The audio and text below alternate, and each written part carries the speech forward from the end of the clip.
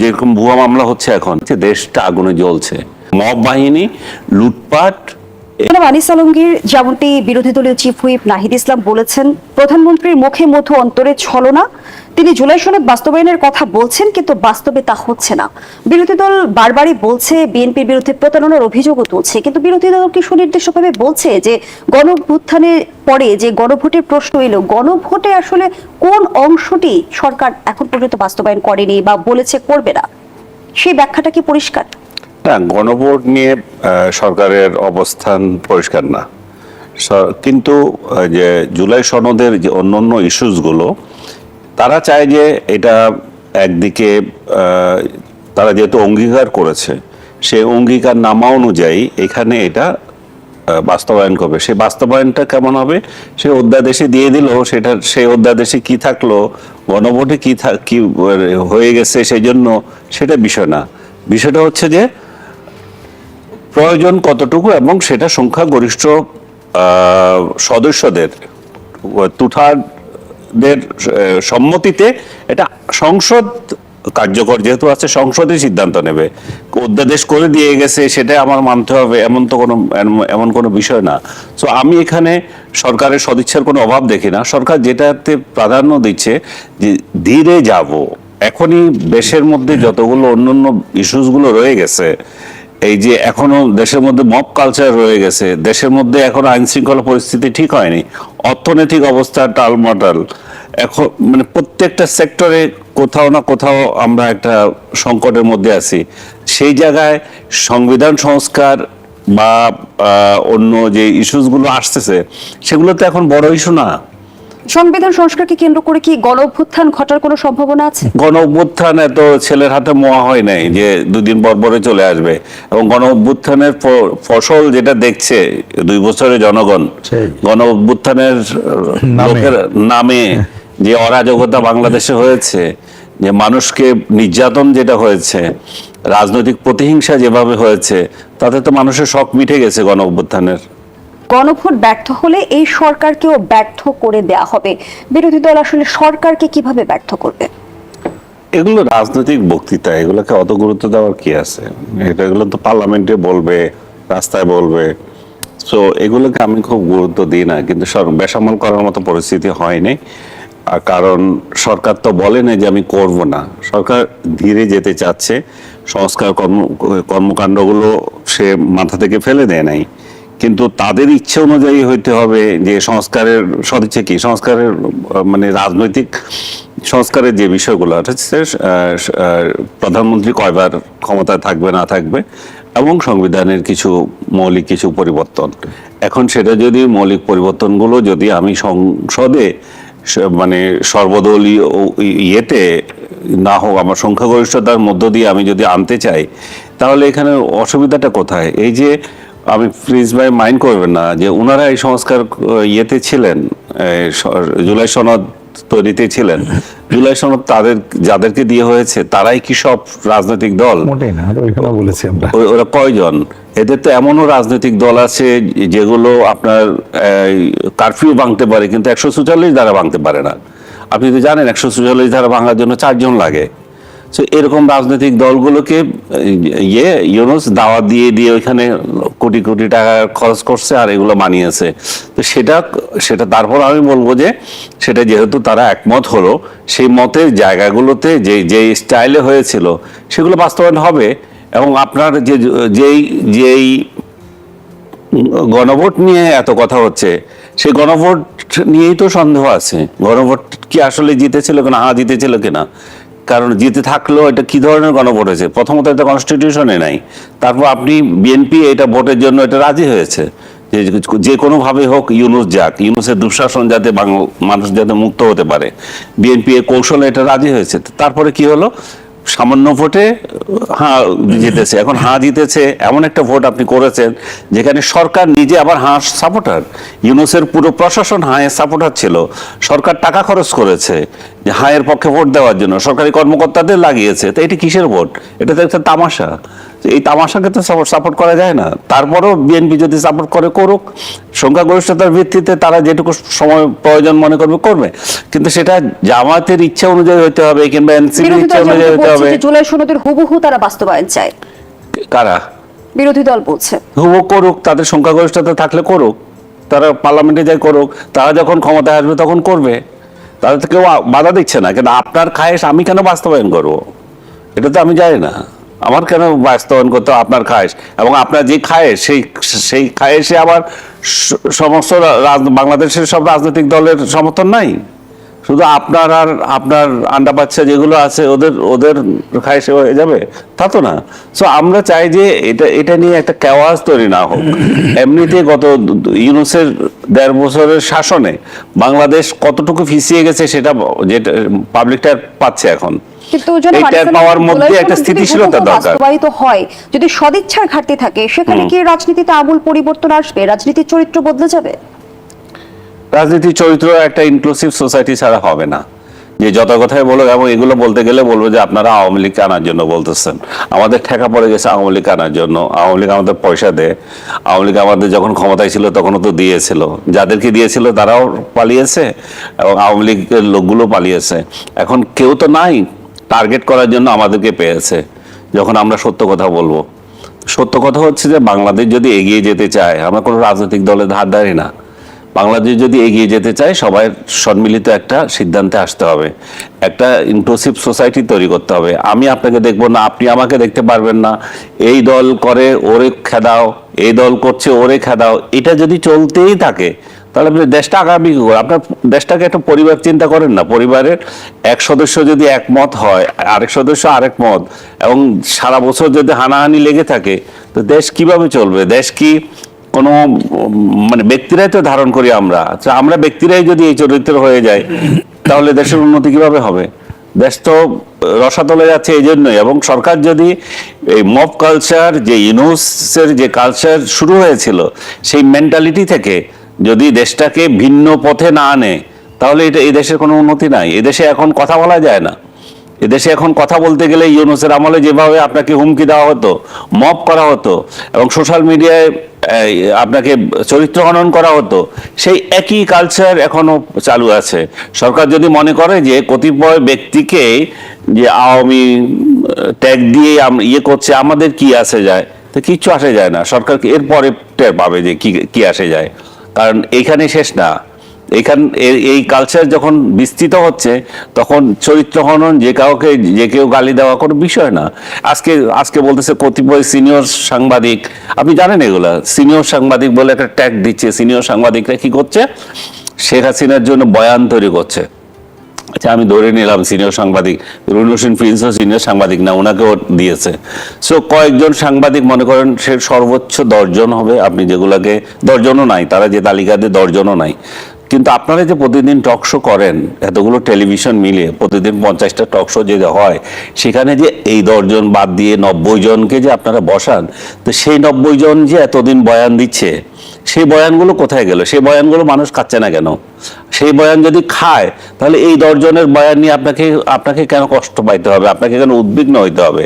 এই বয়ান তো ভেসে যাবে। এবং এরা কি ওদের বয়ান যে খাচ্ছে না, তো সেই জন্য কি এরা দায়ী?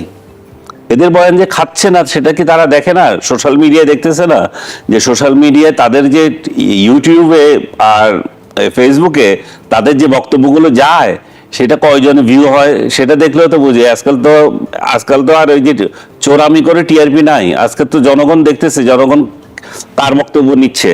সো আপনি যদি নিজের মেধা না থাকে, যদি আপনি তর্কের ক্ষমতা না থাকে, তাহলে অন্যকে মেলাইন করার জন্য এবং শেখ হাসিনার দোসর বানানোর জন্য, শেখ হাসিনা বোধহয় খুব ভালো করে হাসছে, এই যে দেখো আমি যেগুলোরে খাওয়াইছিলাম, হালুয়া রুটি দিয়েছিলাম, ওরা তো সব চুপ করে আছে, পালিয়ে আছে।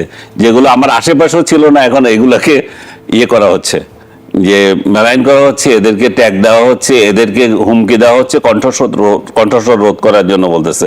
তো আমি বলবো যে সরকার এখানে একটা মাত্র ভরসা আমাদের সরকারের কাছে, এই যে সোসাইটিতে যে হিংসা, মারামারি, পর নিন্দা এবং অন্যের মত দমন করার যে কালচার শুরু হয়েছে, এটা যদি ঠিক না হয় এবং আইন শৃঙ্খলার পরিস্থিতি যদি ঠিক না হয়, এই দেশ আগাবে না। অসংখ্য ধন্যবাদ জানাচ্ছি জনাব আনিস আলমগীর। জনাব রহিন হোসেন প্রিন্স, আমরা বারবার একটা টার্বুল সিচুয়েশনের মধ্য দিয়ে বিগত সময়েও গিয়েছে, গণ অভ্যুত্থান কিংবা আমরা আন্দোলন, হরতাল, অবরোধ, এই বিষয়গুলো বাংলাদেশের জনগণ বেশ কয়েকবার দেখেছে। কিন্তু এখন একটা নির্বাচিত সরকার আসার কয়েক মাসের মাথায় আবারও যদি রাজপথে আন্দোলন গড়ায়, সেখানে আসলে সহিংসতাকে উস্কে দিচ্ছি কিনা? না, একটা দেখেন, আমরা একটু মনে রাখা দরকার, আন্দোলনকে প্রশ্নবিদ্ধ করার দরকার নাই। প্রসঙ্গক্রমে বলি, দেখেন এখন তো অনেকে অনেক কথা বলে। এই শেখ হাসিনা সরকার 2008-এ যখন ক্ষমতায় আসলো, 2009 সালে কিন্তু আমরা বামপন্থীরা হরতাল করেছিলাম, আপনাদের মনে আছে। 2011 সালে, এই কথা বলতে আমার খুব নিজেদের কথা তো আমরা বলি না, এখন অনেকে কথা বলে, 2011 সালে তো র্যাব আমাকে গ্রেপ্তার করেছিল। 11 সালে হরতাল ডাকলাম, আমি কেবল কমিউনিস্ট পার্টি অফিসের সামনে আসছি, যে নর্মাল মিছিল তো দূরের কথা, একা আসছি, অন্যরা আসছে, আমাকে গ্রেপ্তার করে নিয়ে গেল।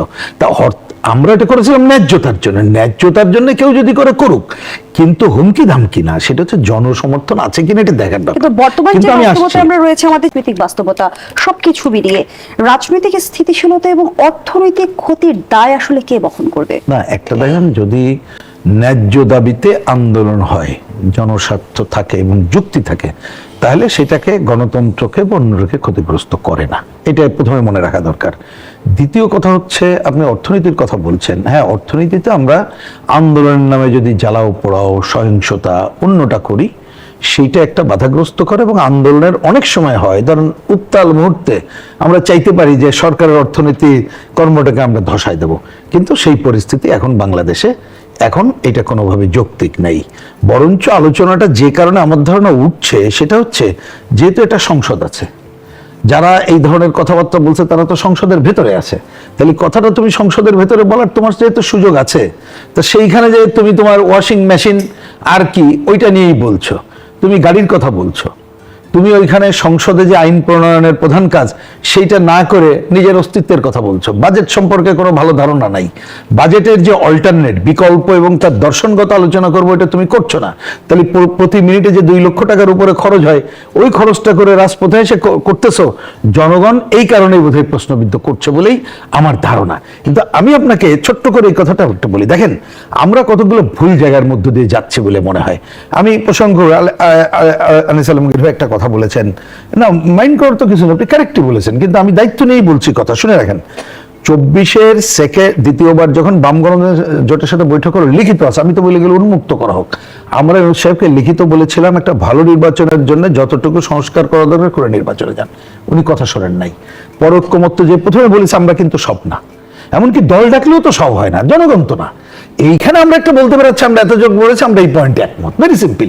তারপরে এটা যেতে হবে জনগণের কাছে, আর জনগণের কাছে তো আপনি যেন 18 কোটি মানুষকে একটা স্টেডিয়ামে ডেকে এনে হাত তোলায় পারবেন না, তাহলে পার্লামেন্টের কাছে সেই জায়গায় যাকতে। সেক্ষেত্রে সনদের জটিলতা কোথায়, যে কারণে আমরা কিন্তু স্বাক্ষর করিনি, পরিষ্কার বলেছি কেন করিনি, কারণ সনদের নামে এটা একটা নাটক মঞ্চস্থ হয়েছে। সনদ দিয়ে যে আপনিও বলছেন সনদ সবাই বলছে, তার মানে ওইটা যা হয়েছে সব যেন মেনে নেওয়ার ব্যাপার, নট দ্যাট। ওইখানে তো অনেক দলের নোট অফ ডিসেন্ট আছে। যদি সনদে ডিসেন্ট রেখে গণভোটের প্রশ্ন আবার দেখলাম গণভোটের প্রশ্নটা ছোট্ট করে পরে বলছি। তাইলে সনদের জায়গা হচ্ছে, আমাকে যদি বলেন, আমরা বলেছি যে পয়েন্টে 100% একমত হয়েছিলাম ওইখানে সবাই হয়েছিল, সেইটা একটা দায় পড়ে যায় যে সরকার ক্ষমতা এসে তার বাস্তবায়নের। এই ক্ষেত্রে যদি তারা বাস্তবায়ন না করে, যে কেউ প্রশ্নবিদ্ধ করতে পারে। কিন্তু ধরুন এখানে আমরা একটা মত চেয়েছিলাম, আমার মত যদি বাস্তবায়ন বিএনপি না করে, আমি এমনি পলিটিক্যালি করতে পারি, কিন্তু তাকে তো দোষারোপ করতে পারবো না, কারণ সে তো তার একটা ইস্তেহার দিয়ে গেছেই। আর গণভোটের ব্যাপার পরিষ্কার করে বলে আমরা কিন্তু ওই সময় বলেছি, গণভোটে আমরা অংশ নেইনি, আমরা বলেছি গণভোট প্রথমে অপ্রয়োজনীয় শুধু না, এর কোন আইনগত ভিত্তি নেই। আর বিএনপি তো পরে এটা পরিষ্কার করেছে যে আমরা তখন ইউনূস সাহেব এবং এমন জায়গায় চলে গেছিল, আমরা দ্রুত নির্বাচনে চাচ্ছিলাম, আমরা অনেকগুলো কৌশল নিয়েছিলাম। এবং আজকে আমি একটা ঝেড়ে কাছে আর একটা কথা বলি, আমরা তখন বিএনপির বহু নেতাদের সাথে কথা বলেছি যে ভাই, আমরা যে ইউনূস সাহেবের যা ভাবসাব দেখতেছি, আন্দোলন না করে দাবি আদায় করা যাবে না। এবং আমি দায়িত্ব নিয়ে কথা বলি, 2025 সালের 3রা জানুয়ারি সরোয়ার্দী উদ্যানের জনসভা থেকে আমি তৎকালীন কমিউনিস্ট পার্টির জেনারেল সেক্রেটারি হিসেবে ঘোষণা বলেছিলাম 15 জানুয়ারির মধ্যে নির্বাচনের সুনির্দিষ্ট তারিখ চাই এবং আন্দোলন করে দাবি আদায় করতে হবে। ধরুন আমরা বামপন্থীরা আমাদের শক্তির কারণে পারি নাই, কিন্তু বিএনপি এখন বলছে তারা কৌশলগতভাবে করে নাই। তো একটা দল তার ইচ্ছা, সরকারও কি ক্ষমতা দীর্ঘায়িত করার পায়তারা করছিল? কোনটা অন্তর্বর্তী সরকারও কি ক্ষমতা তারা তো নির্ধারণ করার করছিলই, পায়তারা তারা তো করছে? পারলে দেখেন না, তার একজন উপদেষ্টা বলল শেখ হাসিনা যতদিন ছিল ততদিন আমরা থাকতে পারি, আরেকজন এসে বললেন রাস্তায় নাকি ওনাদেরকে বলে 5 বছর থাকো। আর ইউনূস সাহেব সম্পর্কে কেনা জানে 9/11-এর সময় তিনি দায়িত্ব নেয়নি কেন? কারণ উনি বলেছিল এই অল্প সময় আমি নেব না, আমার 10 বছরের সময় লাগবে। তো এগুলো তো জানা জিনিস, এবং আজকে এটা আরো প্রমাণিত হচ্ছে তিনি আমেরিকা সহ এই ধরনের বিদেশি কতকগুলো দেশের স্বার্থ রক্ষার জন্য দেশ বেছে দিত, কোনটা করবে না? কারণ 3 দিন আগে মার্কিন বাণিজ্য চুক্তির নামে অসংখ্য দেশকে একটা ধন্যবাদ রসগোলের দিকে দিয়ে জনাব গেছে। রহিন হোসেন। সুতরাং তারা এটা চেয়েছিল বলে এক দল একটা কৌশল নিয়ে, আমরা যেহেতু গণতন্ত্রের পথে হাঁটা শুরু করেছি, আবার রিপিট করি, ন্যূনতম গণতন্ত্রের পথে হাঁটা শুরু করেছি, এইটাকে যারা ব্যাহত করতে চায় তাদেরকেই বরঞ্চ আজকে অভিযুক্ত করা উচিত গণতন্ত্রের শত্রু হিসাবে। ধন্যবাদ জানাচ্ছি। জনাব আনিস আলমগীর, স্বরাষ্ট্রমন্ত্রী যেমনটি বলেছে, জুলাই চেতনা বিক্রি করে রাজনীতি বেশি দিন করা যাবে না। জুলাই চেতনার মালিক আসলে কে? কোনো দল নাকি জনগণ? আর জুলাই চেতনা ধারণ করছে না বিক্রি করছে? কোনো চেতনাই নাই, কোনো এগুলা চেতনা ব্যবসা এমনিতে বন্ধ। চেতনা ব্যবসা যে বন্ধ সেটাতে আপনি দেখেন না, জুলাইয়ের পোস্টার বয় কে? জুলাইয়ের পোস্টার বয় হচ্ছে আবু সাইদ। আবু সাইদের সেই প্রসারিত হস্ত, সেই গুলি নিয়ে যাওয়া, কত ডেডিকেশন। সেই রোকেয়া বিশ্ববিদ্যালয়ে আবু সাইদকে নিয়ে আপনার শোকসভা হচ্ছে। সেই শোকসভায় আমাদের মুক্তিযুদ্ধ বিষয়ক মন্ত্রী গেলেন, লোক নাই, দর্শক নাই। তো চেতনা কোথায়? চেতনা খুব ভালো করে ফুটে উঠেছে মেহেদীর কার্টুনে, এবং যে কার্টুনের জন্য এনসিপি এবং আদার্স তার 14 গোষ্ঠী উদ্ধার করে ফেলতেছে। সেই কার্টুনটা ছিল কি? সেই কার্টুনটা ছিল সেই আবু সাঈদের প্রসারিত 2 হস্ত, এবং সেই 2 হস্তের নিচে আগুন। আগুনটা হচ্ছে দেশটা আগুনে জ্বলছে, আর উপরে কে? এক হাতে হচ্ছে যে আপনার মব বাহিনী, লুটপাট, এই মব বাহিনীর মানে আইন শৃঙ্খলা পরিস্থিতির যে চিত্র, সেই চিত্রটা। আরেক হাতে হচ্ছে যে লুটপাট, যে কিভাবে চেতনা ব্যবসায়ীরা এই আবু সাইদকে কেন্দ্র করে চেতনার মানে কামাচ্ছে, অর্থকড়ি কামাচ্ছে। আর আবু সাইদের মাথার উপর কে? বাটপার, বিশ্ব বাটপার ইউনূস। এই কার্টুনেই তো প্রতিফলিত হয়ে যায় জুলাই চেতনার কি হাল। এখন আমাদের স্বরাষ্ট্রমন্ত্রী যদি বলে থাকেন যে চেতনা ব্যবসা করা যাবে না, যে যথার্থই বলেছে। আমরা এই চেতনা ব্যবসা দেখেছি শেখ হাসিনার আমলেও, মুক্তিযুদ্ধ নিয়ে ব্যবসা চলেছে। এবং এই যে বঙ্গবন্ধুর যে জন্মশতবার্ষিকী হলো, 2 বছর ধরে একটা জন্মশতবার্ষিকী হলো, এবং 1000 কোটি টাকা ব্যয় করেছে। এত চেতনা তো দরকার নাই। এই চেতনার ফল কি হয়েছে? এই চেতনার ফল শেখ হাসিনার সহ তার সরকারের পতন হয়েছে।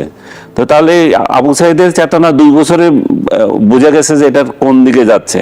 সো আমরা মানুষের স্বার্থগুলো দেখতে হবে, দেশটার স্বার্থ দেখতে হবে, দেশের আইন শৃঙ্খলা দেখতে হবে।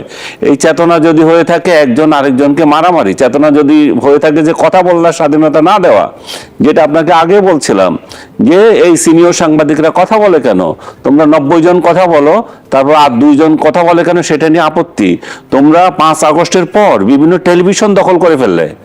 এই যে রাস্তার টোকাই সাংবাদিকরা টেলিভিশন দখল করে এক হেড অফ নিউজ হয়ে গেছে, সঞ্চালক হয়ে গেছে, যারা কেউ চিনে না। এই সমস্ত টোকাইগুলো যখন আপনাকে আক্রমণ করে সোসাইটিতে, তখন তো কোনো স্থিতিশীলতা থাকে না। সরকার এই জায়গায় যদি গুরুত্ব না দেয় তাহলে চেতনা থাকবে না। চেতনা তো সবচেয়ে বড় নষ্ট করে দিয়ে গেছে কি? ইউনূস। কিভাবে করে দিয়ে গেছে? এই যে শহীদগুলো হলো, এতগুলো ছেলে শহীদ হলো, এবং আজকে সর্বশেষ সরকারি হিসাব অনুযায়ী 843 জন, এবং তাদেরকে টাকা পয়সাও দিল গভর্নমেন্ট থেকে, 30 লক্ষ টাকা করে তাদেরকে দেওয়া হলো। এই ছেলেগুলোর যে বিচার প্রক্রিয়া, সেই বিচার প্রক্রিয়া থমকে রয়ে গেছে কেন? কারণ একটা বিচারের একটা ভুয়া মামলাতে 200, 300, 700, 800, 1000 পর্যন্ত আসামি করেছে, এবং এই আসামি এগুলাকে এটা যে একটা ভুয়া মামলা, সেটা নানা কায়দায় প্রমাণিত হচ্ছে, এবং দেখা যাচ্ছে বাদী নিজেই জানে না, আরেকজন এটার বাদী হয়ে আছে। সো কিন্তু আপনি যদি হিসাব করেন এই ছেলেগুলো যে মারা গেছে, মনে করেন যে যারা শহীদ হয়েছে, তাদেরকে কেউ না কেউ তো মারছে, এটা তো অস্বীকার করতে পারবো না আমরা। কিন্তু তারা কি বিচার পাবে না? তাদের মায়েদের কি বিচার পাওয়ার অধিকার নাই? আমরা পুলিশ হত্যারও বিচারের কথা বলি, তাদের সন্তানেরও বিচারের অধিকার আছে। আমি শেষ করে দিচ্ছি আপনাকে। আমি বলতেছি যে এই বিচার প্রক্রিয়া আপনার ঠিক করতে হবে। ইউনূস যেটা করে দিয়ে গেছে সেটা এই শহীদদের প্রতি সবচেয়ে বড় অবমাননা এবং তাদের সবচেয়ে বড় ক্ষতিটা করে দিয়ে গেছে। ধন্যবাদ জানাচ্ছি ডক্টর মাফরুহি সাত্তার। আমরা দেখছি বর্তমান রাজনৈতিক বাস্তবতায় জুলাই সনদ কেন্দ্রিক যে বিতর্ক চলছে, পাল্টাপাল্টি দোষারোপ চলছে, কিন্তু জনগণের স্বার্থ, জনগণের মনোভাব রাজনৈতিক দলগুলো কতটা বুঝতে পারছে? ধন্যবাদ। আসলে মানে এটা তো যেই রকম আলাপ হচ্ছিল যে অনেক সময় কিন্তু এই ধরনের কথা অনেকের বিভিন্ন রকমের অর্থ করতে পারেন। সেই জন্য আমি একটু করেই বলি যে আমি যেমন খুব মানে এগুলো তো অনেক আলাপ হয়েছে, তারপরেও বিচ্ছিন্নভাবে বললে অনেক সময় ভুল একটা করা হয়। সেটা হচ্ছে যে একটা দায় হচ্ছে কার? একটা দায় কিন্তু আমি মনে করি সাবেক যে প্রধানমন্ত্রী ছিলেন, যিনি ভারতে পালিয়ে গেছেন, তিনি সহ, মানে যেই কথাটা হচ্ছিল যে কি হয়েছে সেটা আমরা সবাই জানি, কি পরিমাণ জঘন্য কাজ হয়েছে জানি, চেতনাকে আমরা কোন পর্যায়ে নিয়ে গেছিলাম সেটাও আমরা জানি। তাহলে আমাদের এই যে মানে মূল কথাটি যেটা বলছেন যে মূল তো ছিল আমাদের এই উপলব্ধিটা। আমি কিন্তু সেদিনও বলেছি যে লক্ষ্য করলে দেখবেন যে 5ই অগাস্ট, 6ই অগাস্ট, 7ই অগাস্ট এরকম কয়েকটা দিন কিন্তু আমরা পেয়েছি সারা দেশে একটা পুলিশও ছিল না, সারা দেশে কোনো আইন মানে আদালত ছিল না, দেশ কিন্তু খারাপ চলেনি ওই সময়টায়। তারপরে আস্তে আস্তে কি হলো, এই যে এই কথা বলছেন যে যেটা মূল প্রসঙ্গ আসছে যে আসলে যে কোনো আন্দোলন, যে কোনো আন্দোলন, সেই আন্দোলন যৌক্তিক হতে পারে, অযৌক্তিক হতে পারে, আন্দোলনের কতগুলোই থাকে। আন্দোলনে যখন জনগণ সম্পৃক্ত হয়, আন্দোলনে যখন একটা দেশের উন্নয়ন সম্পৃক্ত হয়, আন্দোলনে যখন একটা জাতি আশার মুখ দেখে, সেটাই কিন্তু আন্দোলন হয়ে দাঁড়ায়। কিন্তু ওই চেতনার যেই কথাটা মাননীয় স্বরাষ্ট্রমন্ত্রী বলেছেন, এটা হচ্ছে যে বিক্রির কথা, ব্যবসার কথা তখনই আসে যে যখন আমি জনগণের জন্য আমার যা দেওয়ার কথা, আমার যেই কমিটমেন্ট, দেশকে আমার যেই জায়গায় নিয়ে যাওয়ার কথা, সেই দিকটাকে আমি বাদ রেখে কি করছি যে হ্যাঁ আমি স্বীকার করছি যে কি উচিত ছিল যে যারা স্বৈরাচার ছিলেন, যারা ফ্যাসিস্ট ছিলেন, তাদের একটা বিরাট বড় দায় রয়ে গেছে যে এত কিছুর পরে তারা যদি এটা উপলব্ধি করে জনগণের কাছে ক্ষমা চাইতেন, তাদের কি কি ভুল হয়েছে সেগুলো যদি তারা বলতেন, তাহলে কিন্তু একটা মানে এই দেশের যে আমরা যেটাকে বলি রিকনসিলিয়েশনের একটা বিরাট বড় কিন্তু সম্ভাবনা ছিল। কিন্তু আমরা কিন্তু সেটাও দেখছি না। বর্তমান সময়ে বড় একটা যেই জায়গা থেকে আমাদের ছিল, একটা সুযোগ ছিল যে যখন আমরা বুঝতে পারলাম, আমি কিন্তু নিজে সাক্ষী যে সেই সময়ে যারা ওই সরকারের সমর্থক ছিলেন, আওয়ামী লীগ সরকারের সমর্থক ছিলেন, তাদের কিন্তু একটা বড় অংশ সে সময় বলেছেন যে কি কি ভুল হচ্ছে, এগুলো করা ঠিক হচ্ছে কিনা। তো যারা অন্তত বুঝতে পেরেছিলেন তাদের কিন্তু উচিত ছিল, আমি মনে করি, বা এখনো আমি মনে করি সম্ভাবনা দেখি যে যদি জাতির দিকে আমরা তাকাই, আর যারা নেতৃবৃন্দ আছেন তাদের তো অবশ্যই উচিত যে আমাদের কি ভুল হয়েছে, কোন জায়গায় আমরা অতিরিক্ত মানে আমরা নির্যাতন করেছি, সেগুলো স্বীকার করে জনগণের কাছে ক্ষমা চাওয়া। কারণ মূল যেই কথাটা সেটা হচ্ছে কিন্তু আমি বললেও কিছু হবে না, আমি যতই বলি, আমি হয়তো আমার ক্ষমতা দিয়ে, অর্থ দিয়ে অনেক কিছু করতে পারবো, কিন্তু কি হয় সেটা কিন্তু আমরা যে 17 বছর পরে শেখ হাসিনার যে পতন, সেটা কিন্তু দেখিয়ে দিয়ে গেছে যে কেউই টিকতে পারবে না যদি জনগণ না চায়। তো সেই ক্ষেত্রে জনগণের চাওয়াটাকে, জনগণকে এগিয়ে নিয়ে যাওয়ার জন্য, জনগণের উন্নতির জন্য, দেশের উন্নতির জন্য যে রিকনসিলিয়েশন, সেই রিকনসিলিয়েশনের জন্য কিন্তু সকলের একটা মানে প্রত্যেকেরই মানে কেউ ছাড় দিতে চায় না। কোন ছাড় দিতে চায় না? যেই ছাড়টা দেওয়ার দরকার সেটা কেউ দিতে চায় না। কোন ছাড়টা দিতে চায়? যেই ছাড় দিয়ে দেশের অতখানি উন্নয়ন হবে না, যেই ছাড় দিয়ে জনগণ এগিয়ে যাবে না, সেই দিকে যেতে চায়। সবাই যে যার জায়গা ক্ষমতা ধরে রাখতে চায়। এই একটা কারণেই আমি বলবো যে বিশেষ করে এই রিকনসিলিয়েশনের জায়গাটা আমাদের এখনো কিন্তু আমরা ওই জায়গায় চলে যেতে পারিনি। কিন্তু রাজনীতিবিদরা এটা বুঝেন কিনা, বা আমরাও যারা সমাজপতি আছেন তারাও বুঝেন কিনা, জনগণ কিন্তু রিকনসিলিয়েশন কি বোঝে, জনগণ কিন্তু সেইভাবেই রিয়াকশন দেখায়। যদি একটু আমরা খেয়াল করি, আপনারাও মিডিয়াতে যারা আছেন তারা দেখতে পাচ্ছেন যে জনগণ কিন্তু ঠিকই বোঝে যে আসলে কি করা উচিত, কি করা উচিত। ধন্যবাদ জানাচ্ছি। জনাব আনিস আলমগীর, স্থানীয় সরকার নির্বাচনে আওয়ামী লীগ নেতাদের অংশগ্রহণ ঠেকাতে ইসিতে জামায়াতের প্রস্তাব। দলটি বলছে সরকার কর্তৃক কার্যক্রম নিষিদ্ধ কোনো রাজনৈতিক দলের পদধারী বা সক্রিয় নেতাকর্মীকে স্থানীয় সরকারের সিটি কর্পোরেশন, পৌরসভা, জেলা পরিষদ, উপজেলা ও ইউনিয়ন পরিষদ নির্বাচনে অংশগ্রহণের অযোগ্য অযোগ্য ঘোষণার বিধান প্রস্তাবিত নির্বাচন আচরণ বিধিতে যুক্ত করা হোক। আওয়ামী লীগের কার্যক্রম ইতিমধ্যে আমরা দেখছি যে নিষিদ্ধ রয়েছে, নতুন করে নিষেধাজ্ঞার কোনো প্রয়োজনীয়তা দেখেন কি? আর কোনো ব্যক্তি অপরাধী কিনা সেটা নির্ধারণ করবে কে, আদালত নাকি কোনো দল? এখানে তো একটা ষড়যন্ত্র আছে। এটা কিন্তু জামাত এটা দেওয়ার আগেই ইসি থেকে আওয়াজ তোলা হয়েছিল যে তারা এটা সংশোধন করতে যাচ্ছে। সেই সংশোধনটা কেমন হবে? আওয়ামী লীগ বা এই জাতীয় যেগুলোকে নিষিদ্ধ করা হচ্ছে বা নিষিদ্ধ আছে, তারা এখানে ইলেকশন করতে পারবে না। দু তিনটা পদ্ধতিতে তারা পরিবর্তন আনতেছে। একটা হচ্ছে যে প্রার্থী নিজে জমা দিতে হবে। আগে এটা ছিল না, প্রার্থী অনলাইনও দিতে পারতো, এখন হচ্ছে প্রার্থী নিজে গিয়ে জমা দিতে হবে। দ্বিতীয়ত হচ্ছে যে রাজনৈতিক দলের সাথে সংশ্লিষ্টতা থাকতে পারবে না, যেটা হচ্ছে তার মানে হচ্ছে যে আপনি এখন আমি যদি ভোটে দাঁড়াতে যাই, আমার প্রতিপক্ষ এরকম যেরকম ভুয়া মামলা হচ্ছে, এখন একটা কমিটি ডিক্লেয়ার করবে যে চট্টগ্রামের আওয়ামী লীগের অমুক কমিটির ভাইস প্রেসিডেন্ট খুব সহজ, এটা টেকনাফ থেকে তেঁতুলিয়া পর্যন্ত দেওয়া যায় লোকজন। ভাইস প্রেসিডেন্ট ছিলেন উনি, তো উনি এবং এইটা যাচাই করবে কে? যাচাই করার কোনো সুযোগ নাই, এবং সেই লোককে তখন আর ইলেকশন থেকে বাতিল করে দিচ্ছে। তো এটা হবে সম্পূর্ণ অগণতান্ত্রিক একটা বিষয়। আপনি যখন দল নিরপেক্ষ একটা ইলেকশন করতে যায়, সরকার যদি বলে যে এটা দল নিরপেক্ষ ইলেকশন হবে, সমাজের গণ্যমান্য ব্যক্তিরা এখানে ইলেকশন করতে উদ্বুদ্ধ হবে, আদারওয়াইজ এটা হবে না। শেখ হাসিনা এটা 2017 মনে হয় ওই সময় বা তার আগে থেকে যে এটা এক দলীয় ইলেকশন যে করা শুরু করলো, স্থানীয় সরকার নির্বাচনে দলীয়ভাবে দলীয় প্রতীকী নির্বাচন করতে শুরু করলো, তখন থেকেই আসলে স্থানীয় সরকারকে ধ্বংস করা হয়েছে। এই স্থানীয় সরকার পদ্ধতিটা শেখ হাসিনার হাতে ধ্বংস হয়েছে, এবং উনি এই দলীয় প্রতীক দেওয়ার কারণে হয়েছে। এখন যত সাফারিংস এগুলো এই জন্য হয়েছে, কারণ এরপরে তো সমাজে গণ্যমান্য ব্যক্তিরা আর দাঁড়াতে পারে নাই, কারণ হচ্ছে দলীয় মাস্তানরা তাদের টিকিট দিয়ে দাঁড়াচ্ছে, তারা তাদের নেতার আশীর্বাদ নিয়ে দাঁড়াচ্ছে, এবং সেই যখন দাঁড়াচ্ছে তখন অন্যদেরকে দাঁড়াতেও দিচ্ছে না। তো এই পদ্ধতিটাতে আমাদের স্থানীয় সরকার পদ্ধতি ধ্বংস হয়েছে, এবং শুধু সংসদ না, আমি মনে করি যে আওয়ামী লীগের রাজনীতিও ধ্বংস হয়েছে ওইটাতে তৃণমূল পর্যায়ে। যে এখন যদি বিএনপি যদি একই কাঠামোতে যেতে চায়, এই দলীয় প্রতীক দিয়ে ইলেকশন করতে যায়, তাহলে বিএনপিও সাফারার হবে। বিএনপি যদি সেটা না করে, এটা উন্মুক্ত করে, এবং এই যে কে কোন দল করেছে সেটা আমার এখানে দেওয়ার বিষয় না, তাহলে কিন্তু এখানে একটা ফেয়ার ইলেকশন হবে। দেখবেন যে ভালো ভালো লোকগুলো এখানে নির্বাচিত হওয়ার সুযোগ পাবে।